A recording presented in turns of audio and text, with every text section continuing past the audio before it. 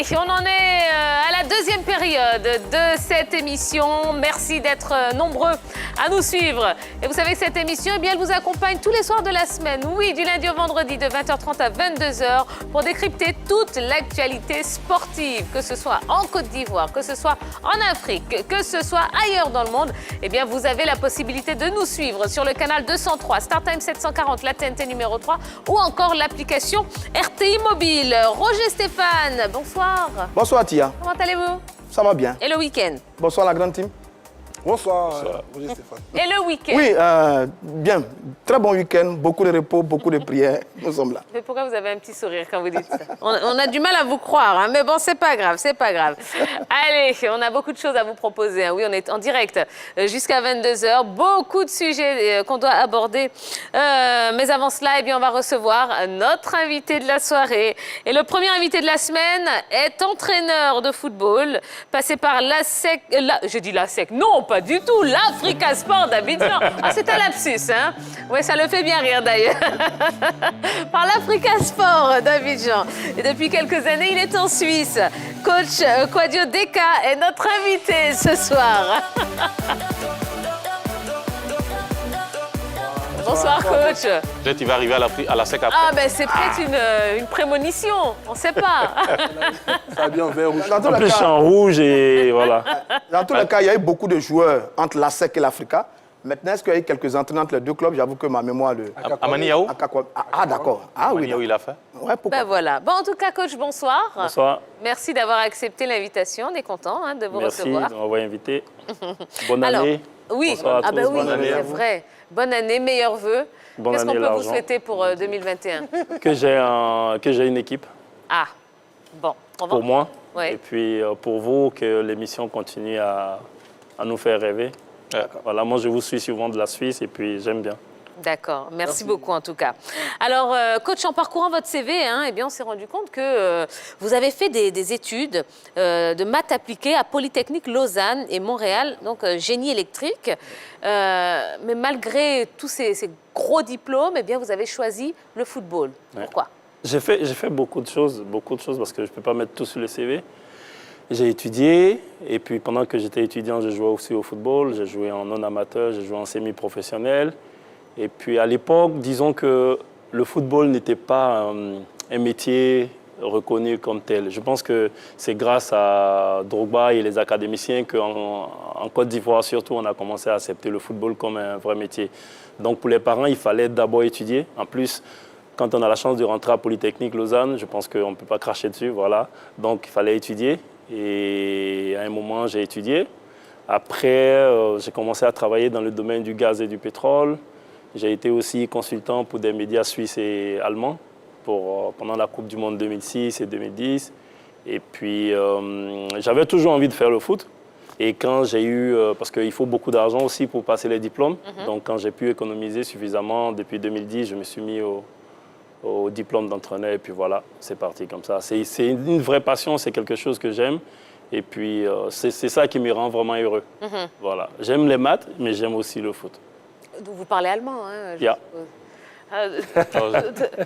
Toby Stein.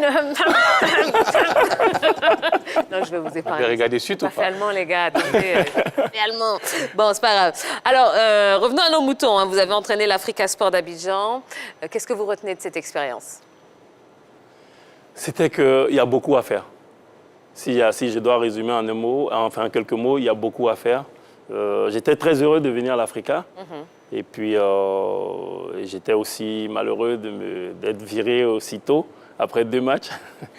Mais derrière, ce qui était important, c'est que derrière, ça m'a permis aussi d'intégrer les cours de diplôme IEFA A, parce que c'est très sélectif. Et le passage à l'Africa m'a aidé.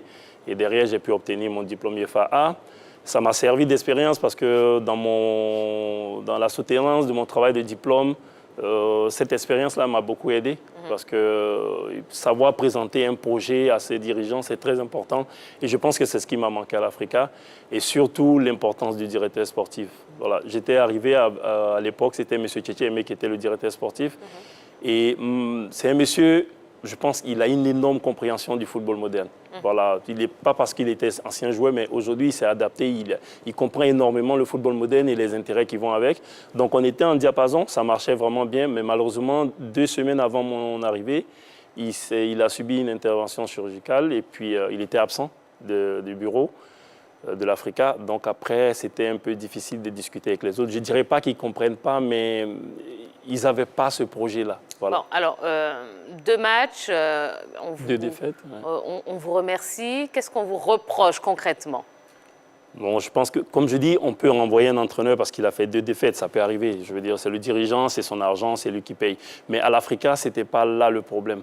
Lorsqu'on part sur un projet, lorsque vous dites à un entraîneur, on n'a pas d'argent, on veut un projet pour construire à partir des jeunes, et puis on met quelques anciens dedans pour aller de l'avant.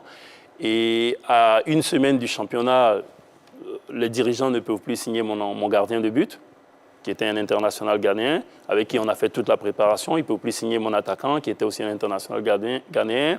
Je perds un milieu de terrain. On vous intègre des joueurs que vous n'avez pas voulu dans l'effectif. À un moment, c'est difficile. Donc, je veux dire, on ne me renvoie pas parce que j'ai perdu le match, mais je pense qu'on me renvoie surtout parce que j'avais sorti les crocs et les poils et ça n'allait pas. Voilà. C'était surtout ça. Coach, quel type de contrat avez-vous signé avec l'Africa? Un contrat comme il existe en Ligue 1. Et vous n'avez pas eu des difficultés pour percevoir vos droits parce que généralement, c'est Je ne les ai pas encore perçus. Il y a mon manager qui suit le dossier. Mais bon, voilà, je sais que les clubs ont des difficultés. C'est pas ça qui me... Pour moi, c'était pas ça le point important. De toute façon, si je suis parti de Suisse pour venir entraîner à Abidjan, l'argent n'était pas le premier point. Je pense que Tia peut vous dire, en Suisse, on gagne bien la vie là-bas. Ah, mais non, ça va pas ça, Tia. Oui, je confirme. Non, c'est le projet. Voilà, c'était le projet. Et surtout, moi aussi, ça m'a permis, il ne faut pas cracher dessus, ça m'a permis de me faire connaître. Je pense que si je n'avais pas entraîné à l'Africa, je ne serais même pas sur votre plateau aujourd'hui. Donc, c'était bien, c'était une bonne expérience. D'accord, très bien. Bon, en tout cas, voilà, mesdames et messieurs, le coach Kouadio Deka est sur le plateau de la Grande Team. Si vous avez des questions à lui poser, bien, vous savez bien comment ça se passe, oui, comment procéder. Vous allez tout simplement sur la page Facebook de la 3 et puis vous laissez un petit commentaire et nous, on se fera un plaisir d'être votre relais. Coach, bon, on va parler de certaines choses maintenant. D'accord. Ouais. Eh bien, c'est l'actu. On y va.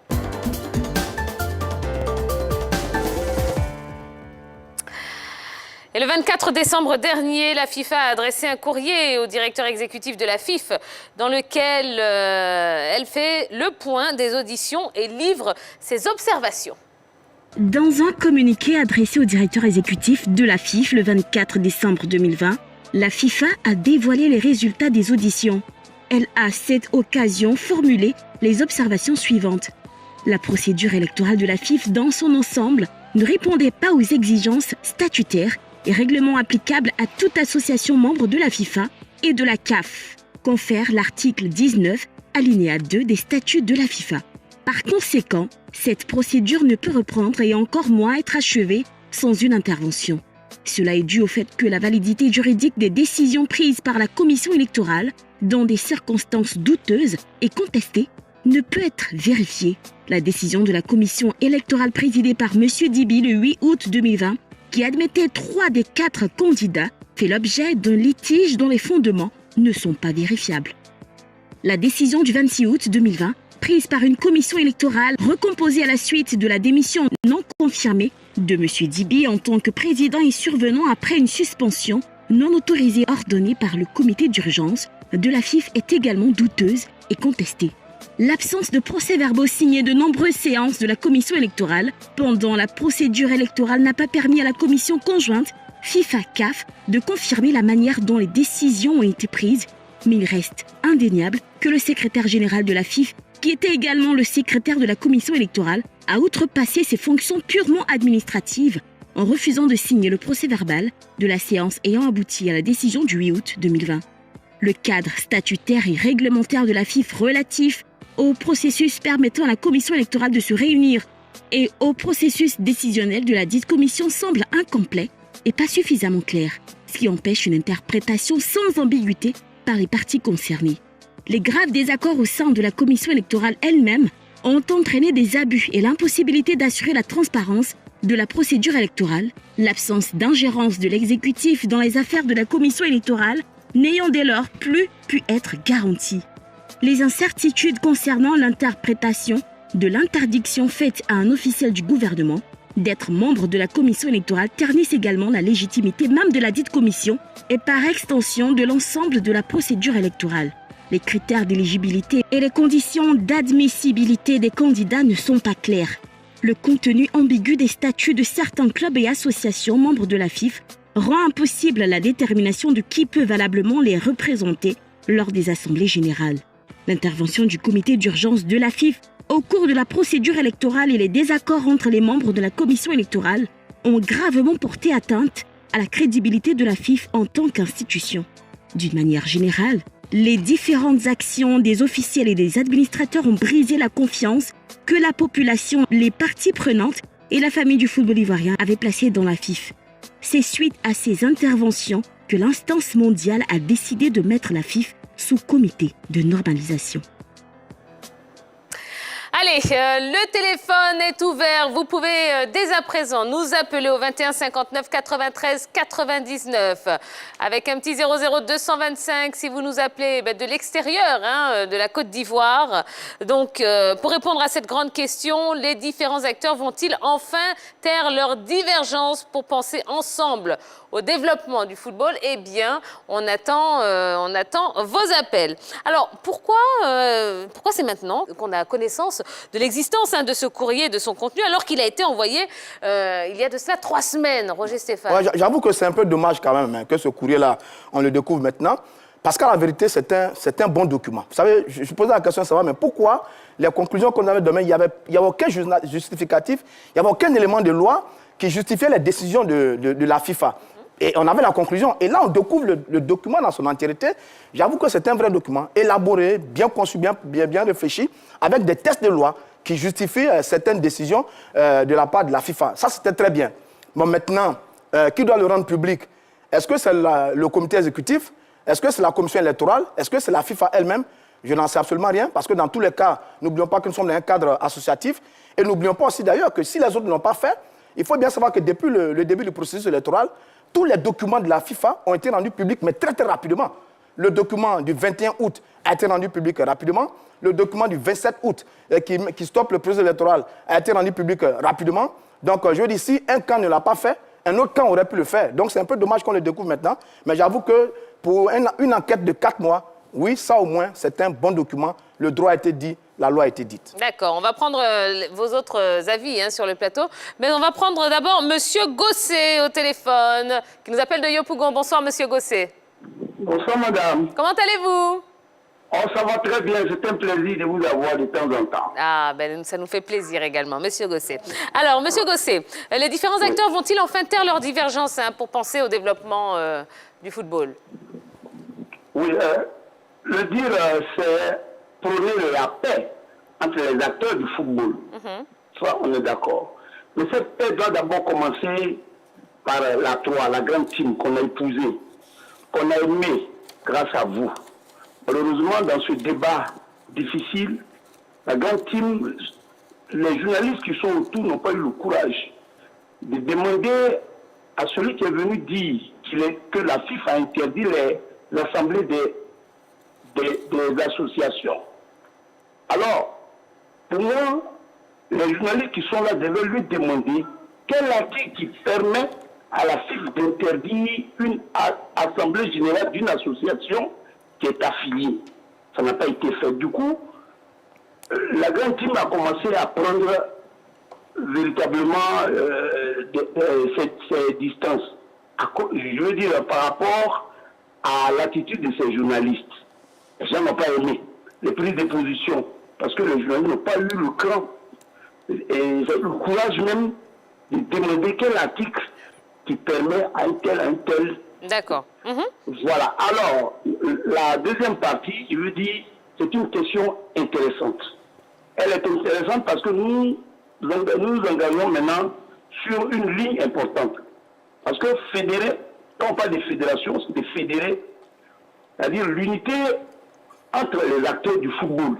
Mais la FIFA qui était là n'a fait que diviser. Et aujourd'hui, on a vraiment besoin d'une réconciliation pour que, naturellement, le football prenne son envol.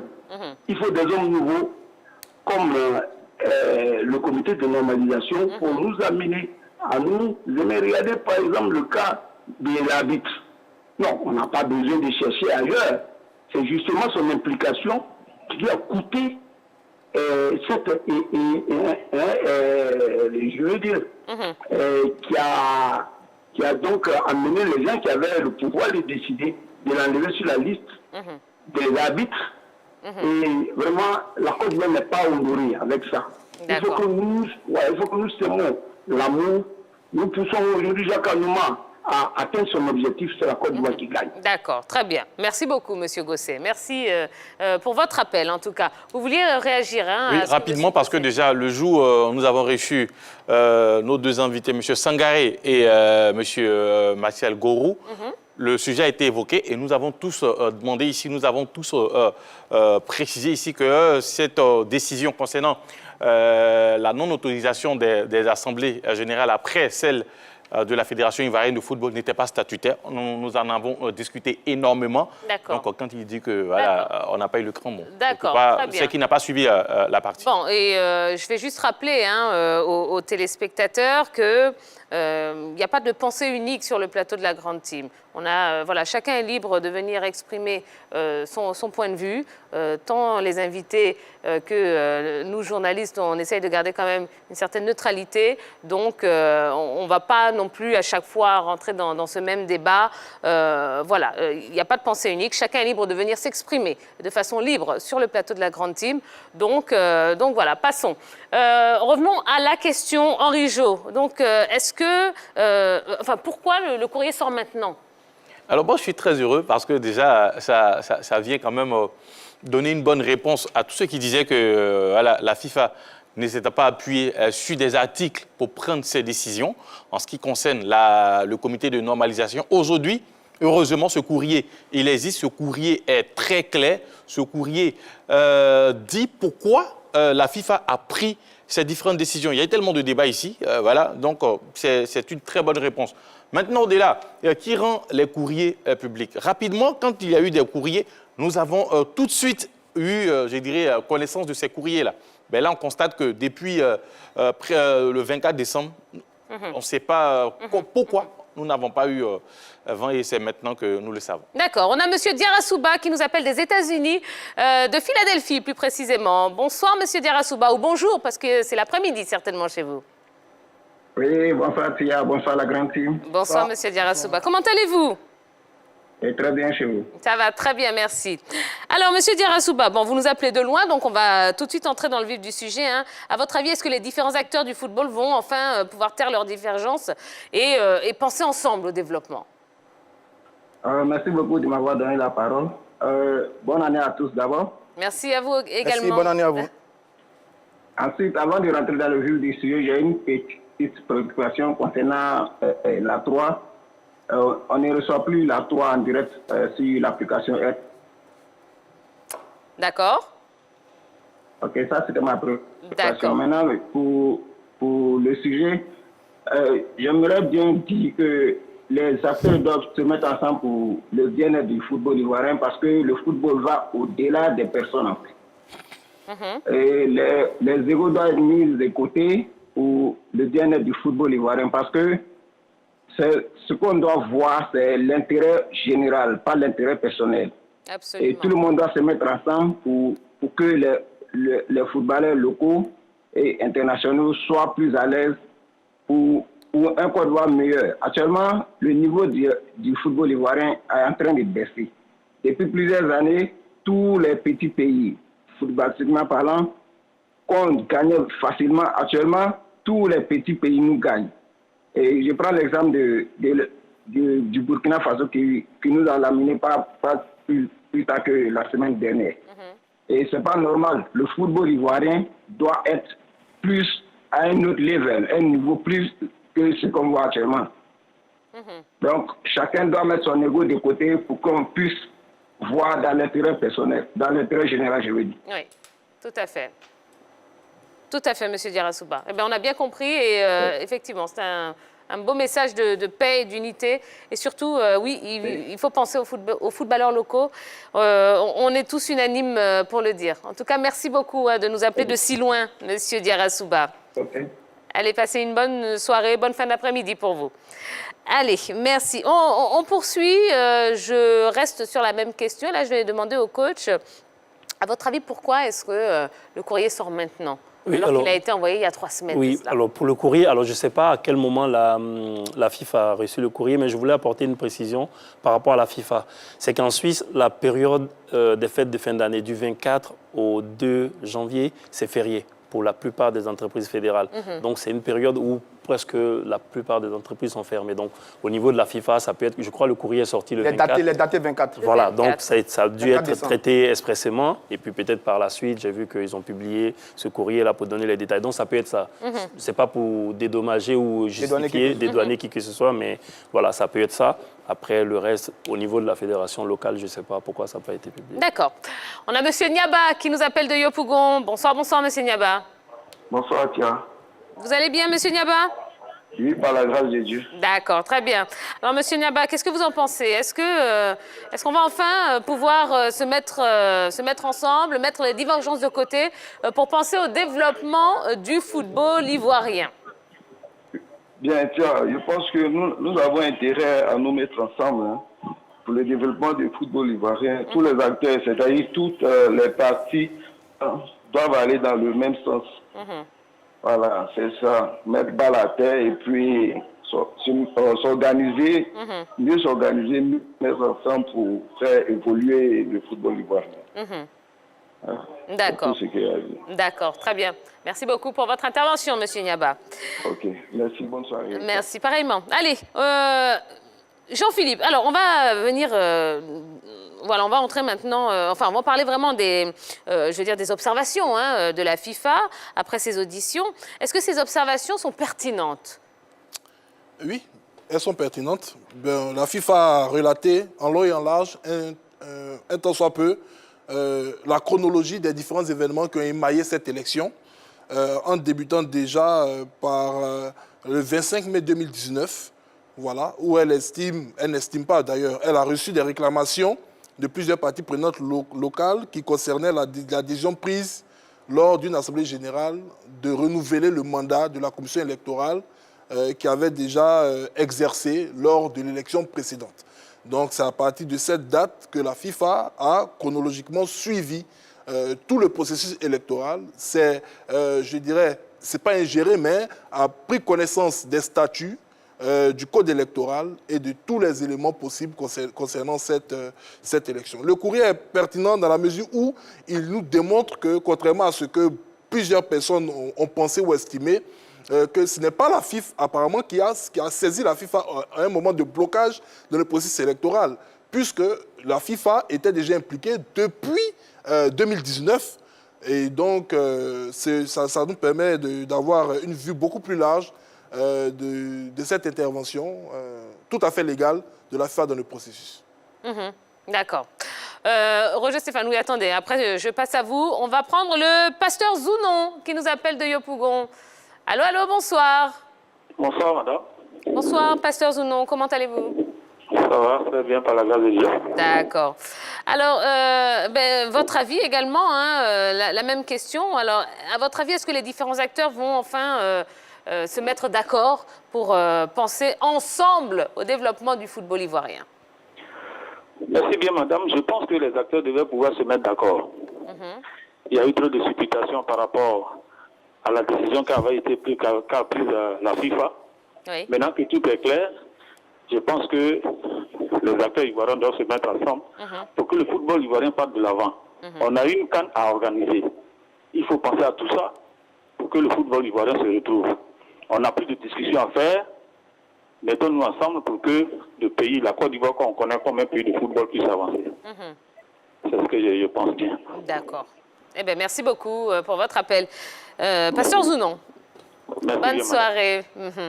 Oui, sur les points pertinents par rapport aux documents, il y en a quelques-uns quand même. Le flou au niveau de certains articles et tests de la Fédération sur les conditions d'admission et d'éligibilité. Oui, On s'est tout rendu compte ici sur la question des parrainages, par exemple. D'où parrainage ou pas, c'était assez flou. Il n'y avait pas d'article qui réglait le problème. C'est ça juste. Ensuite, grave désaccord au sein de la commission électorale. Ah ben ça, c'est vrai. Parce qu'au sortir des travaux, on avait plusieurs versions.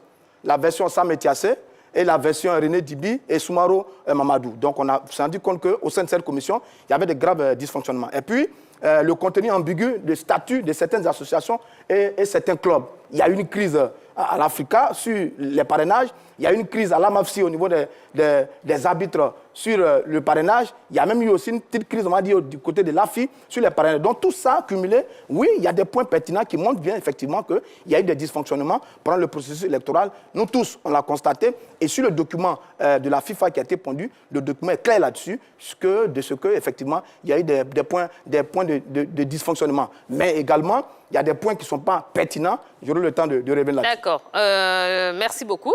On va pouvoir passer la parole. On va passer la parole à Monsieur Némé, qui nous appelle de Daloa. Bonsoir, bonsoir. Bonsoir, Tia. Comment allez-vous, Monsieur Némé? À la veille, ça va très bien. D'accord. Alors, Bonne année à vous. Mais oui, à vous également. Un meilleur vœu, Monsieur Némé. Alors, même question que pour tous les intervenants. Est-ce qu'on va pouvoir enfin mettre les divergences de côté pour penser au développement du football ivoirien? Oui, madame, nous sommes obligés. La Côte d'Ivoire est obligée de faire ces divergences, se mettre ensemble, et puis aller droit au but. Oui. Mais il faut qu'on tamise d'abord. Il faut qu'on tamise ceux qui ne sont pas bons. Ceux qui ne sont pas bons, il faut qu'on les mette de côté et qu'on prenne des gens qui seront responsables pour pouvoir amener le football dans le monde. Voilà. Oui. Parce qu'aujourd'hui, tous les footballeurs sont en train de souffrir. Et oui. Ils n'ont pas d'argent. Il y a d'autres personnes qui sont là, qui se font de l'argent. Pourtant, les acteurs eux-mêmes n'ont pas d'argent. Ben, il faut tamiser. Tamiser, je dis bien tamiser, enlever ceux qui ne sont pas bons, prendre de nouvelles personnes qui savent ce qu'ils veulent, et puis bon, on fait marcher le football en Côte d'Ivoire ici. C'est mon point de vue. D'accord. Bon, mais très bien. Merci beaucoup, Monsieur Némé.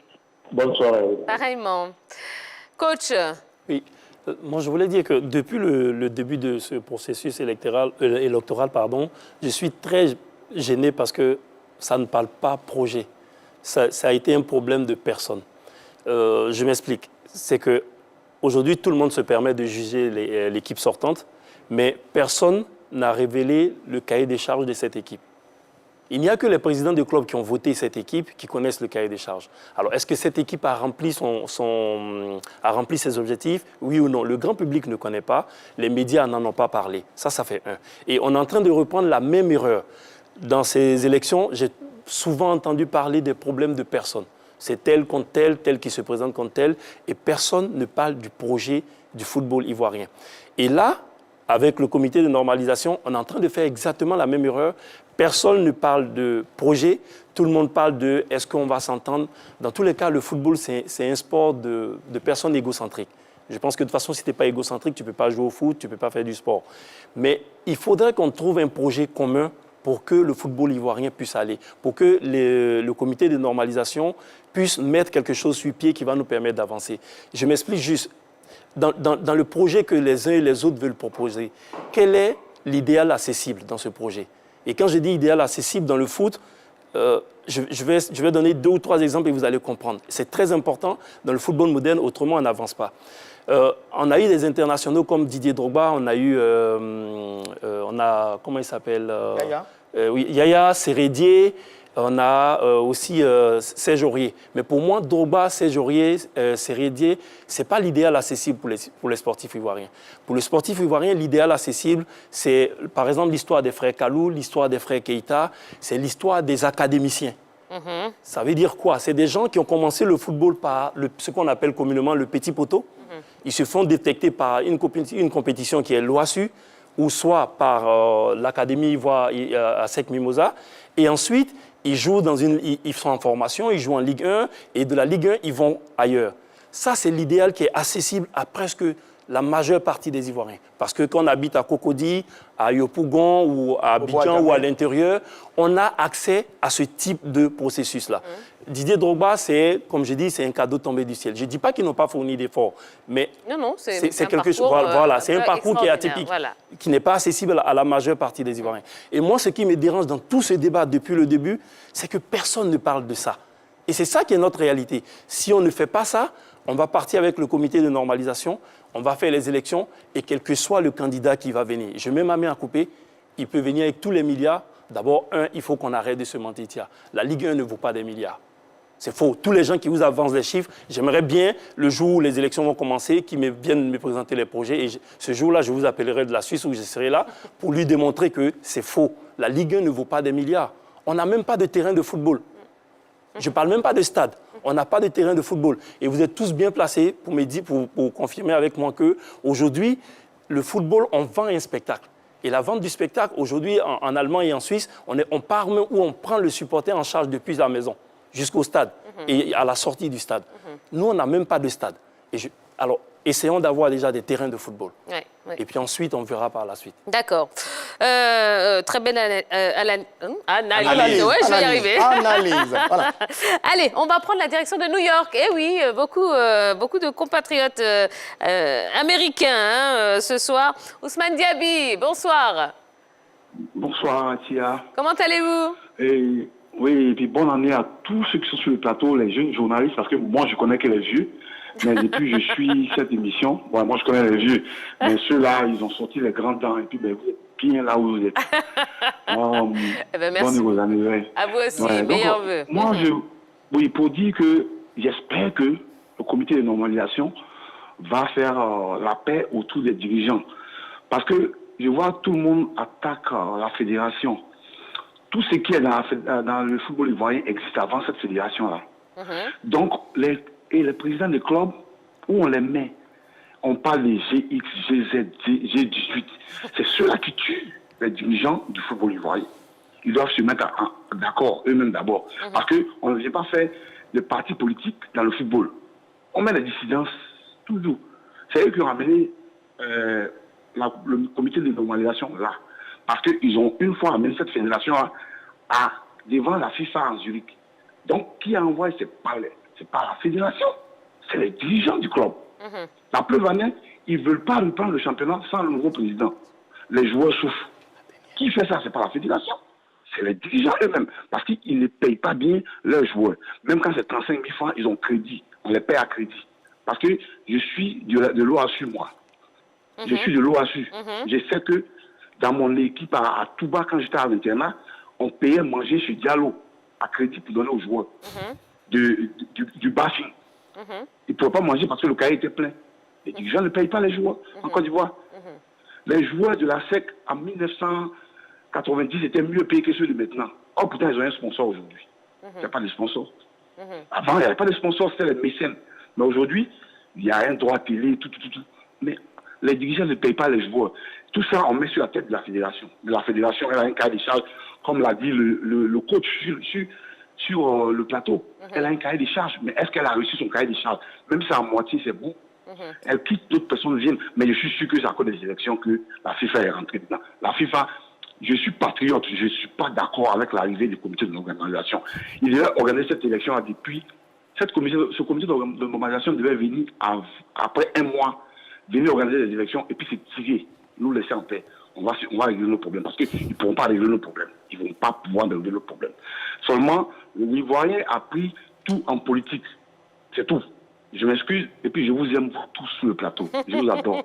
Et puis, bonne soirée. Allez, merci beaucoup. Merci infiniment. Allez, Henri Jo, on parle de la pertinence des observations de la FIFA. Pour vous, qu'est-ce que vous en pensez?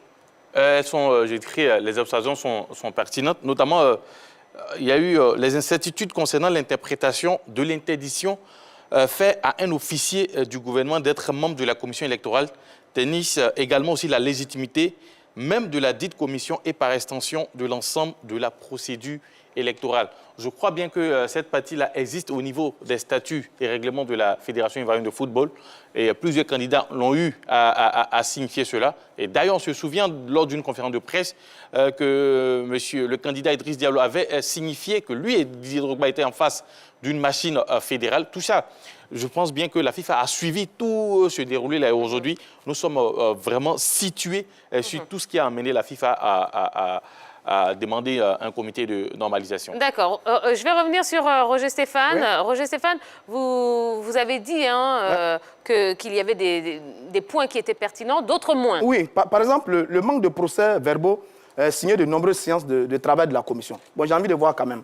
Quand on sait que le secrétaire général de cette commission était Samé Tiassé, qui est très prompt à produire des courriers sur le déroulement du processus, on a envie de voir. Est-ce qu'il y aura une réaction pour nous démontrer que ceci est faux et qu'effectivement, il y a des procès-verbaux qui existent? On verra bien. La décision du 26 août est douteuse. Est-ce que le fait d'avoir pris en compte, supprimé les doux parrainages en tenant compte d'un certain nombre de critères par la commission électorale, est-ce que c'est le fait-là qui est douteux? Ça aussi, j'ai envie de voir. Et puis, la fin de mandat du président du Sidi et de son comité exécutif. J'ai vu que le débat est ouvert en ce moment et il revient à chaque fois. Ce mandat, il n'y a pas longtemps, on a utilisé l'article 43 pour succéder à Sidi Diallo. Il n'y a pas longtemps, Sidi Diallo a parrainé un candidat pour une autre élection. J'avoue que je ne comprends pas bien. Sur les tests de la fédération, l'article 36, il dit ceci, 50% plus 1 des présidents des clubs peuvent convoquer une assemblée générale extraordinaire pour démettre un comité exécutif. Je dis, si celui-là est en fin de mandat, les présidents des clubs sont à même de convoquer une assemblée générale extraordinaire pour le démettre, lui demander de le démettre, mais ça ne vient pas. On revient tous sur le même débat. J'avoue que je ne comprends absolument rien sur cette fin de mandat concernant le comité exécutif et le mandat de Sidi Diallo du côté de la Fédération de football. Voilà pour moi des points qui sont assez flous, qui méritent des éclairages, qui méritent peut-être la réaction de la commission électorale, qui méritent peut-être la réaction du comité exécutif pour qu'on comprenne bien qu'est-ce que ça veut dire exactement. On a monsieur Ibo qui nous appelle de Yopougon. Bonsoir, monsieur Ibo. Bonsoir, Tia, je suis encore de retour. Ah, ben ça nous fait plaisir, monsieur Ibo.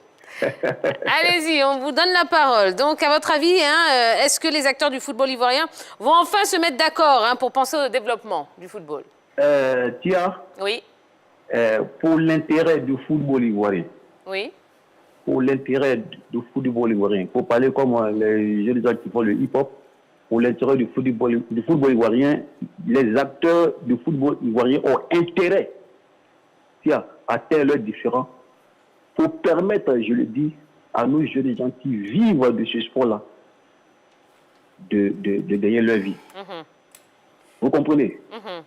Aujourd'hui, peut-être c'est une information que vous ne le savez pas, on a l'un des joueurs de Cosmos Football Club, un club de deuxième division, qui malheureusement a perdu la vie aujourd'hui. Oui. Vous comprenez? C'est suite à ces différentes bagarres-là, tous ces différents désaccords-là qui font qu'aujourd'hui, nos jeunes gens, vous voyez, n'arrivent même plus à voir ce qu'il leur faut pour aller juste acheter un médicament à la pharmacie. C'est triste.